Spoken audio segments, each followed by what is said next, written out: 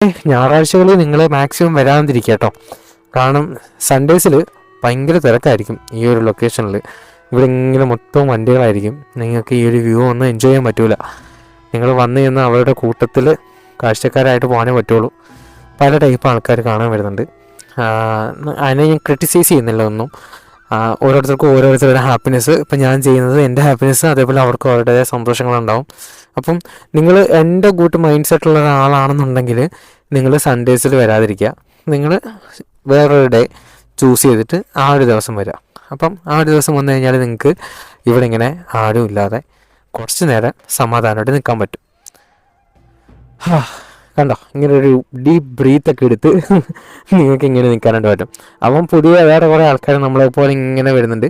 അപ്പം അവർ വരുമ്പോൾ നമ്മൾ പതിയെ ഇവിടുന്ന് മാറിക്കൊടുക്കും. നമ്മൾ അടുത്ത ഡെസ്റ്റിനേഷനിലേക്ക് നമ്മളും പോകും. ഇതൊക്കെയാണ് നടക്കുന്ന കാര്യങ്ങൾ. ഈ ഒരു മരം, ഇതിൻ്റെ പേരെനിക്കറിയില്ല കേട്ടോ. കുറേ നാളുകൊണ്ടേ ഞാനിങ്ങനെ നോക്കുന്നുണ്ട്. എപ്പോൾ വന്നാലും ഇങ്ങനെ ചില ടൈമിൽ ഇലകളൊന്നും ഉണ്ടാവില്ല, ചില ടൈമിൽ ഇലകളുണ്ടാവും.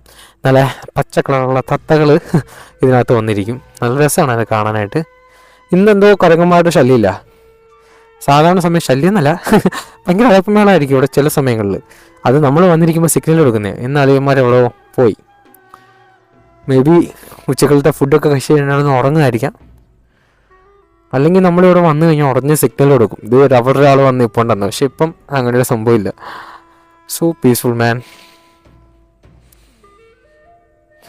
ജോബ് കുര്യൻ്റെ ഒരു പാട്ടും ഈ ഒരു വ്യൂ എന്നാ ഫീലായിരിക്കും അല്ലേ? പക്ഷേ ഇവരണില്ല, കോപ്പിറൈറ്റ് അടിക്കും. നമ്മുടെ ചാനൽ ഇങ്ങനെ ഗ്രോ ചെയ്ത് വരുന്നേ ഉള്ളൂ. അപ്പോൾ ഇപ്പോഴേ കോപ്പിറൈറ്റ് അടിക്കാൻ വയ്യ. ആ ചാനൽ നമുക്ക് ഹെഡ്ഫോൺസ് വെച്ചിട്ട് കേൾക്കാം കേട്ടോ.